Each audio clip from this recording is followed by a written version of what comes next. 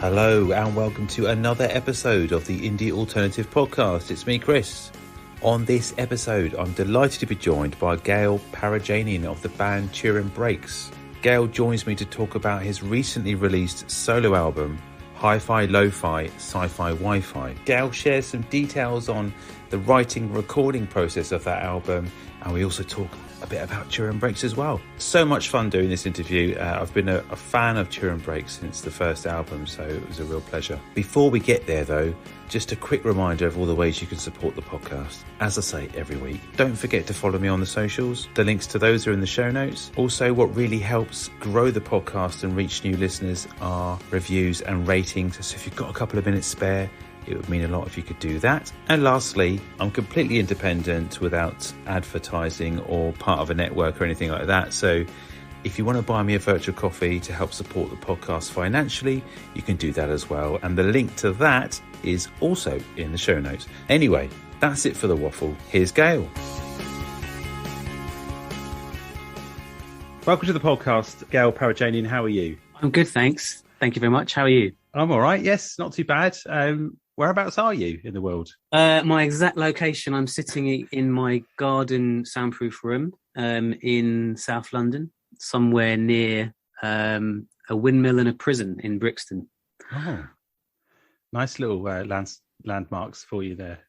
Yeah, quite contrasting, but yeah, that's how I find my way home. I look for the prison. You're somewhere in between. Yeah. So this is your home studio that you sort of built. When did you build this out of interest? I didn't really build it. I got it built for me by some experts, but I guess it's probably been about 3 or 4 years. So Turin Brakes used to have a place in down the road in Brixton, which we had for years and years, and it was like a headquarters storage space because we had so much gear for traveling around the world and flight cases and rehearsing and at least demo recording or making albums or whatever it was we were doing. So we kind of had our own space. And after a while, we realized that the rent was going to kill us. And, we didn't quite have the liquid money that we used to have before. Like we didn't have the advances we used to have. And so we moved out of there, and Ollie got a place built in his garden first. He was kind of eyeing it up. And it just worked so great. And then my kids got bigger and they both needed their own room. So I got one built. So yeah, basically about 3 or 4 years ago. Yeah, so it's freed up so much for you though, in terms of being able to nip outside and lay some tracks down or get some ideas. And do you find yourself kind of stealing away at every opportunity now to do that? Kind of yes and no. Like I treat it like I can come in here and practice and stuff as well, which is kind of quite useful because what I find sometimes is you try and create something every day and it can be wonderful and you can really get on a mission with lots of things, but there's times where you're just staring in a mirror that's staring back at you saying this isn't working, and it can get quite frustrating. So I try and like spread out the use of it a bit by doing a bit of practice or trying to get some other people to come and record something, or just sort of do something where I'm not just facing my bare bones kind of going, you're rubbish. But it also has freed up a lot of, creative time for me. I generally, if I've got nothing on, I'll just come in here and start mucking about with something. Is that criticism always there? I mean, with Turin Brakes, because you've been together so long and you and Ollie have got that relationship, and the other guys in the band as well have been with you for many albums and many years. Decades, yeah. Millennia. Do you guys are you guys really frank with each other now? You've got that sort of special band language where you just have to give someone a look and say that's not up to TB ranking or whatever. It's probably very nicely done within the band. Like there's definitely a lot of not treading on each other's toes about stuff.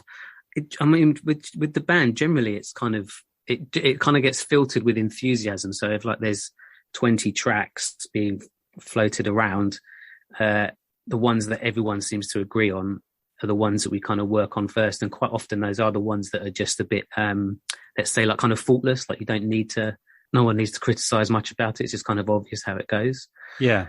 We're just finding new ways of phrasing stuff. If we don't like it, we'll just sort of say, oh, that's not maybe, it's really good, but it's just not like the color of the band that I like so much. You know, kind of I like this other stuff.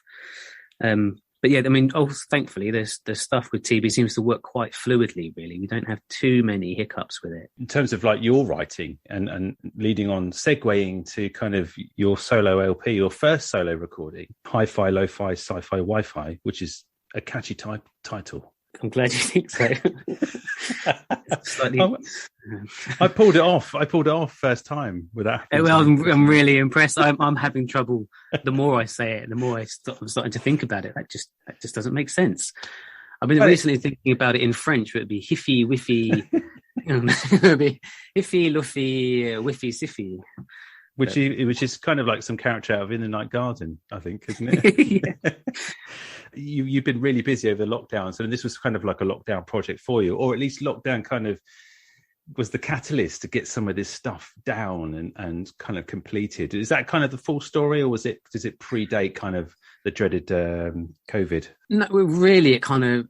So some of the tracks have been around for longer than that. There's a song called Offices, which actually, when I was talking about the Brixton studio, so it was, you know, at least 5 years ago, I got someone to come and play drums. I was kind of toying around with the idea, but it's quite different from how it is now. It just never got. I never kind of finished it because it was not really in the Turin Brakes world. So quite a lot of the songs on this album just wouldn't fit Turin Brakes world. So I kind of started to get. I wouldn't say frustrated, but I started thinking I should, you know, when it came to Lockdown 3, and we really had done a lot of writing for Turin Brakes, and there wasn't much more to be done because we still couldn't get together. I started kind of thinking maybe what I'll do is just try and brush this stuff up. Some of these other ideas I've got around that just aren't going to fit in Turin Brakes land exactly, and try and sort of get them up in demo quality a bit more and kind of think about them as, you know, as finished. So yeah, I mean, even though the stuff might have been around some of the songs like Offices for a while, there was the spur to actually finish it was kind of driven by Lockdown 3, like the third one. It was really like this, I'm going to go mad if I don't do something here. And like the first lockdown, I spent ages, as well as kind of doing to and froing emails with Ollie and Rob and Ed on Turin Brakes stuff. I did a load of electronic music, which I thought I'd just do that. You know, I don't know how long this lockdown will last. I'll just start fiddling around with Ableton. And it was kind of all right, you know, but by the time I got to the third lockdown, I was kind of like realized that what I had to do was just kind of almost come out in the open and just try and finish off some of this stuff. It was less, I guess with the electronic stuff, I'm slightly hiding or something, and it's not quite fully fronting the task. Yeah. Making music. So yeah, I mean, to answer your question, it was all because of lockdown. In terms of where those songs come from, and I mean, did you have like, you know, if you finished them, polished them and put them down, but lyrically, was there anywhere you were coming from in terms of the sort of content of the song, if that makes sense? Or did you have ideas, like a notebook of like unfinished lyrics that you were able to go back to and sort of draw upon? How did kind of the writing go? I got there in the end, see. So a lot of them kind of came from me, like I was saying, kind of just trying to keep myself busy, like coming into my shed and trying to come up with something that day. And I guess the way that I kind of do that is there's always something started it, like, I don't know, a guitar lick or even just an idea. Like I've heard something on the radio and I think, oh, that's kind of like Gainsbourg. Maybe tomorrow I'll try and do something like that. But I'll kind of, I almost act as if I'm doing a writing session with myself, and I just try and chuck as many ideas around, like lyrical ideas, and kind of write it as I'm demoing it on the laptop. Really, kind of get the general musical structure and kind of write a few notes and kind of fill it in whilst the project's sort of up. You know, most of it, I don't really sit just with the guitar and come up with the lyrics. It's all a bit integrated with like doing it on the laptop. And yeah, lyrically, there wasn't like a specific place. So like each track kind of had its own sort of day. And like within each track, there's obviously like a drive and some kind of connection between the lyrics. But I didn't have a notebook of just random stuff. Like I don't kind of do what Guy Garvey would do and just kind of write a bit of poetry almost every day, or, you know, I just have a notebook unrelated to music. You know, it's generally, there's like a title for a song or a few lines for a song, and then I'll start building the music around it, and then I kind of go back and finish the lyrics. And so quite often I'll leave it like a first verse and a chorus and just sort of see if I like it enough, and then kind of finish it off afterwards.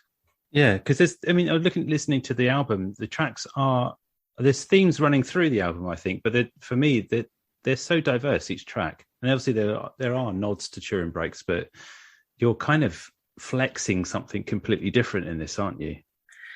Yeah, I mean, I guess I did think if I did a solo album, what would it be like? So would I be doing stuff that sounds like Turin Brakes? Would I try and kind of appeal to Turin Brakes fans and just kind of do that, but like with a bit of a rubbish singer, and probably not so good lyrics, you know, and like just not quite as good? Or would it be, like I say, an electronic? Or would it be like, I mean, people seem to like the guitar in Turin Brakes. Could I just not sing it? Could I just like have loads of guitar solos or something? You know, like I was kind of trying to work out how to do it. And in the end, I kind of just decided that I should just make something that I really like to listen to really right now.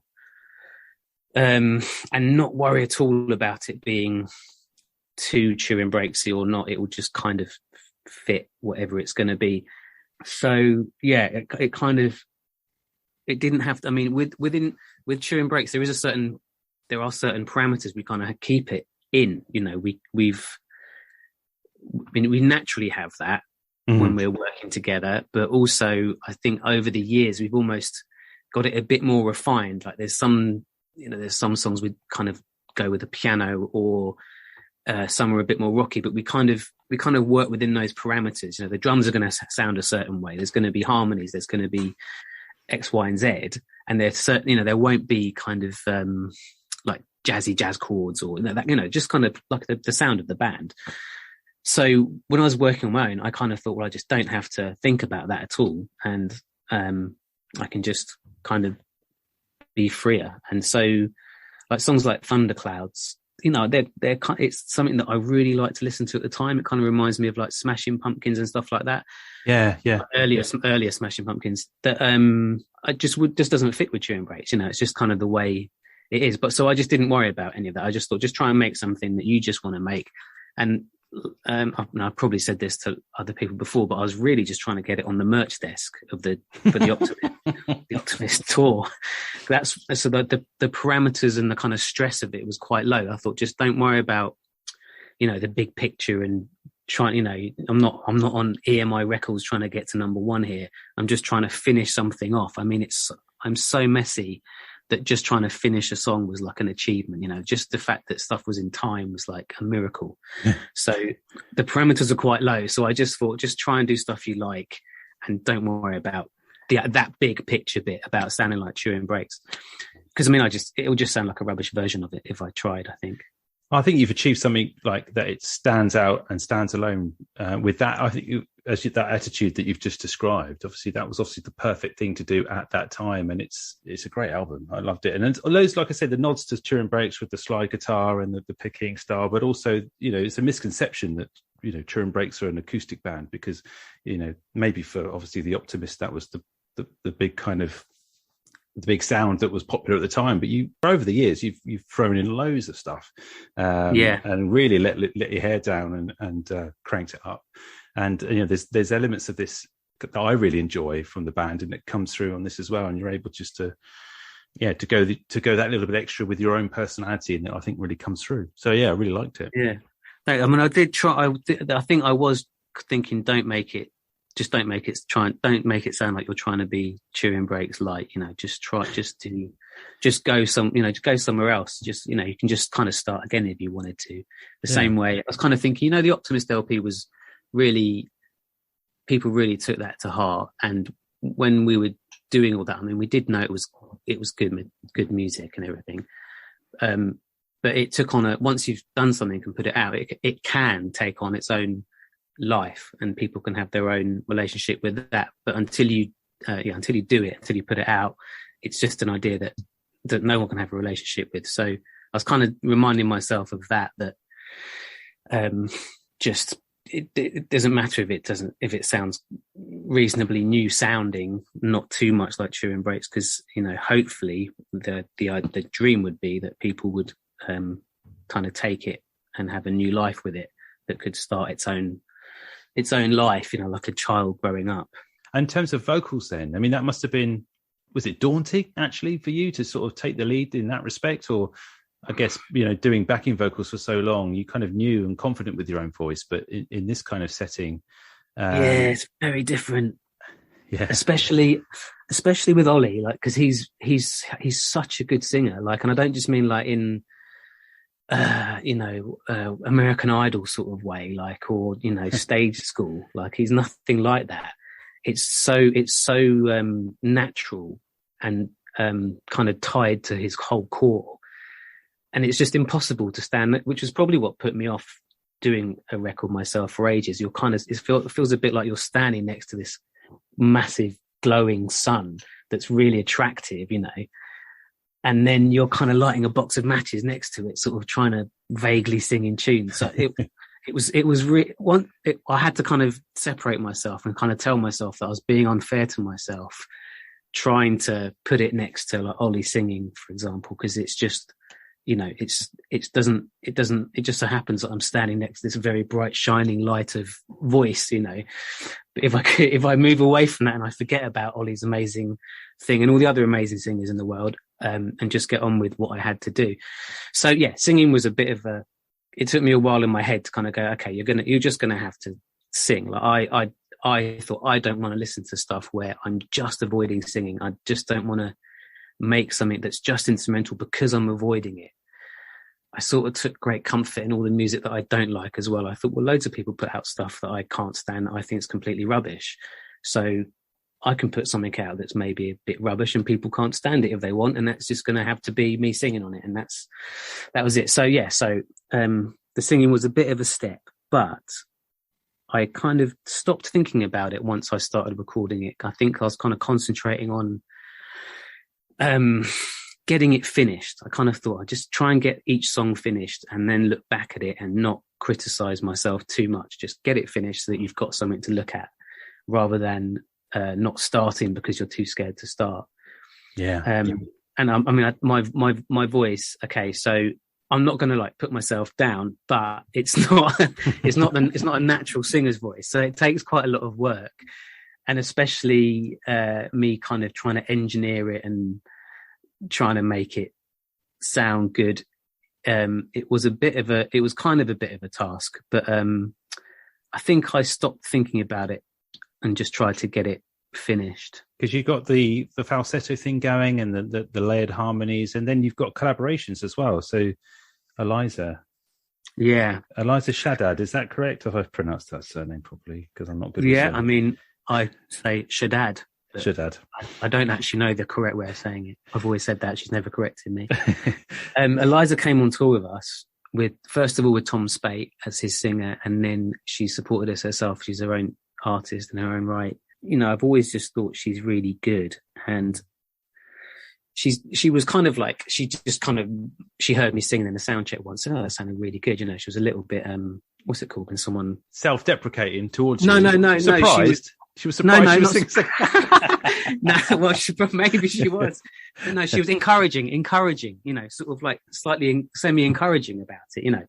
Yeah. But anyway, I kind of, she's a bit kind of grungy and all that kind of thing. So I kind of, as well as her having a great voice, I had thought there was like Offices was a track. I've always thought that would be really good if there was a girl singing that. And actually, even when she first came on tour with us, I started thinking, oh, maybe she could be the female voice that sings sometimes, But so actually on Thunderclouds, when you mentioned the falsetto voice, so that I just did. I just came in and started playing, and it just came out really easily and smoothly that day. But I was singing in this falsetto voice. So later on, I played to my wife, and she just looked at me like, "What the hell are you doing? Why are you thinking like that?" And I was like, that's just the way it came out, and it kind of seems to resonate like in my head like that. And it, I think it's all right. And she was really like, "Oh, really?" And I played to my brother, and he was like, "Yeah, that song Thunderclouds, yeah, it's a bit funny hearing you sing like that." So I was like, okay, but then I tried it singing like an octave low, and it just didn't work. And I was a little bit stubborn about it. But eventually I thought what I'd do is get Eliza to sing the second part of it so that it kind of seems a bit more, the attention goes off me a little bit and it goes off my falsetto a little bit. But that was just one of those things. It just came out like that. And it just resonated with me. And I just thought I'm just going to keep like that. I think I'm just going to face up to whatever criticism I get for that.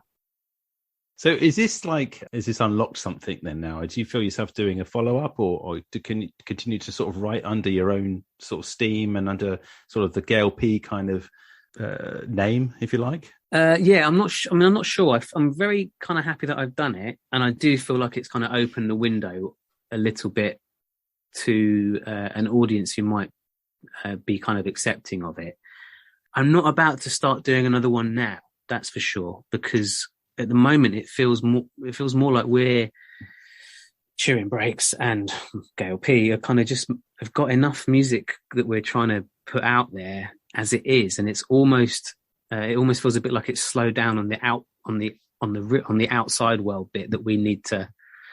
Like I'm starting to feel like there's not much point making loads and loads of music apart from for your self-satisfaction with the idea of releasing it. If you start to get a big backlog of stuff that's going to be released, it starts to feel a little bit kind of fruitless, a bit pointless.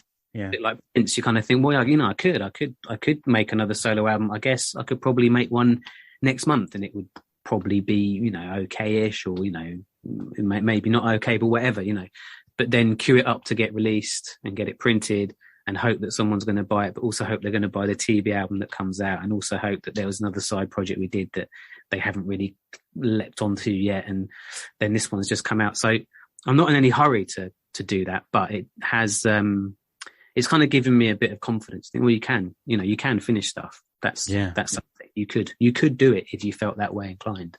What's the situation with the new Turin Brakes album? You're saying you've been recording a lot, and so are we due another LP? Yes, you're due another LP because we should be by now. It's like a special event in my house. Well, oh, good. I'm glad you're saying it like that, because I thought you were sort of saying a bit like, "Are we due a bus?" Are we like due another? Is it coming again? Is it all right? Okay. Oh God, are we getting another one? No, not another one. One? You guys are doing another one? Well, it does start to feel like that, especially with the whole lockdown and not being able to tour, and everything just kind of is like a river just stopped flowing. There's nowhere to put the water anymore. So I don't know whether I'm supposed to be saying this. I don't know, but I don't suppose it really matters. So we've kind of got the new album ready. It's ready to go. Apart from the massive vinyl backlog of getting stuff printed, which is like a big old. It's just jammed everything up. Jammed up. Thanks, Adele. Thanks, Adele. And even before that, even when I was actually trying to get my solo record printed, I gave it 6 months advance, which was, let me think. It was about a year before TB started making inquiries about printing the new album, or at least delivered it to the label, and they started making inquiries. And at that point, a year before that, I gave it 6 months, and they were kind of saying, you probably won't get that for your tour. Oh. And so that wasn't the beginning of me going, oh, it's a big run up, but it was even before Adele did her record. And, before lockdown 3, it was already a massive backlog, because there was, there's not many vinyl prints anymore, and everyone's doing it. And there's a shortage of some material in America. So the Americans have gone to Europe to do it. Then there was some sort of element of the mastering disc that people couldn't get anymore because of COVID slowing everything down. So some sort of ingredient. And then Adele put a record out, which I mean, it did obviously affect our place in the queue, but the queue was still massive. So even to this day, like every now and then we'll get another email saying, oh, it's going to be delayed. If, unless X, Y, and Z happens, it's going to be delayed another few weeks. But we've got a tour booked, or we're kind of in the process of booking a tour to tour when this album comes out. So fingers crossed that it's going to come out kind of just after summer this year. Oh, cool. Short answer. So you're looking to do a full tour of this, and do you think you'll be asked to do, or do you think you'll do any of your own songs on this tour? Any of Gale P songs? Yeah. Oh no, not on Turin Brakes tours. I don't think so. Oh. No. Well, I think it would start to get really. Ollie's done a solo album. Ed's done a solo album. I think if we started to, as well as Turin Brakes having like 1,000 million songs to play, like every gig we do, someone says, "You didn't play that. Why didn't you play it?" You know. So I don't think we're really in a position where we can start adding in kind of I don't know, side projects, as it were. Before I let you go, I just wanted to ask a bit more about, I was really annoyed with myself that I didn't manage to come and see the 25-year tour. I was 20-year tour of the Optimus LP, because she came to Southampton, which is where I'm based. And I remember it. How was that? Southampton was amazing. You know what? Yeah. it was so weird. It's so weird. You just don't know what it's going to be like until you get into the room. And the venue. Can you remember the venue? What the venue was called? It was the Brook, wasn't it? You played? Was it the Brook? The Brook. Or was it? I think you've played the Brook before, but maybe it was Engine Rooms. Was it the Engine Rooms? I should probably look it up. I mean, I don't know the name, but I remember the room, and it was one of the first ones we did. Yeah, that's right. It was the first gig. Yeah, it was the first one, right? So we just didn't know what was going to happen because it was after all the lockdowns. It was right in this kind of lovely gap where suddenly you could go out, and we walked into the room and it was packed. And it had a really good atmosphere. When the first night of your tour, you were sort of like, what's going to happen? Are people going to come? Is everyone going to be wearing masks? Are they going to, what are they going to receive it? And they just loved it. They gave us so much love. So a lot of that Optimus tour was like that, basically. It was like a real relief. You could see that people were really happy to have, got out, and they were kind of remembering what a nice event live music is, like how loud it is, how like immersive the whole thing is. And you could see that people were really getting off on that. But also that album really seemed to have got into a lot of people's kind of hearts and lives. And so, I mean, we were just kind of on a winning ticket on stage. We just had to play the songs and they all seemed to really give us great feedback. It was a really nice tour. It was really nice for us to get out in that gap, because not long after that, there was another kind of shutdown and gigs were off again. I mean, I know you said that album meant a lot, or means a lot to so many people, but what do you guys think about it now, looking back at that? And do you still think, is it as much as a nostalgia trip kind of for you guys than it is for like the audience, do you think? No, I mean, I think it actually probably lives daily for us, especially when we're out touring. It's because we play quite a lot of the songs from that album. I mean, not all, it's not like, not every gig is like a retrospective, but we know there are, going to be, we have to kind of play some of those songs. There's just no way around it, and we were very happy to. But so it kind of lives for us. Like each night, for example, Mind Over Money will have a certain differences, certain slight changes in vibe or whatever, and we can come back off and go, Mind Over Money was amazing tonight, or The Door was really kicked off tonight. It's really good. What's weird for us is listening to The Optimist more and kind of going, all right, this is what people are going to think. This is how people perceive it, is how we recorded it all those years ago. Yeah. And we don't anymore. We perceive it as whatever's happening that night, It's quite good to sometimes, I realise it's quite good to go back and listen to it, because we just don't. I mean, you wouldn't. You'd be a madman to go and play those songs every night and then go home and listen to the original recordings every night. It just wouldn't make any sense mentally. But I think what stands out about the album as well is that lyrically it was so bizarre. I mean, I remember I was heavily into it, and it is just like, what's he singing about? There was so much nuance in there, and lyrically it was just quite confusing, but in a really quirky way that I don't think we'd had before. And of course, coupled with the acoustic movement that kicked off thereafter, really great combination of just intrigue about the whole thing. Yeah, I mean, the album. We were so lucky because it was very natural for us to make that. We kind of made it without thinking too much about stuff. We did have a bit of not exactly a concept, but we had certain things we wanted, like no reverb on the vocals. Like we kind of had like our own idea of how things should sound, but it was quite natural for us. We didn't have to think about it too much. and it just seemed to really get into people. It was really good. Like you say, the lyrics were really, they were just really interesting. They were kind of they weren't really boxed in. Like the more and more you do, like for example, a song like Future Boy, it's kind of I feel like it's sort of so free and not done in a kind of traditional sort of song structure, for example, that once you've done that once or twice, you can't really repeat it, because then you kind of become aware that it's not in a normal song structure. Then you start to try and second guess it in various things. Whereas that album, because it was just fresh and we hadn't really given it much thought in that way, it just had all those nice kind of interesting things on it. It was a golden age it was. It's been fantastic speaking to you, Gale, and like I say, thanks for your time, and really enjoyed the album, and good luck with everything, and I hope to see you guys soon. Later this year with the tour, and looking forward to listening to the new material. Great. Well, come and say hello if you come to a gig. I will. Don't you worry. I'll be there waving my knickers. Don't go that far. No, but the Optimist, I think I've got it somewhere on CD. I'll get you to sign it. That'll be fine. Well, I'll be at the merch getting your vinyl. That's where I'll be. Oh yeah, if it's arrived. Yeah, please. All right. Well, again, thanks so much, Gale. All right. Cheers, Chris. Bye. Bye. Bye.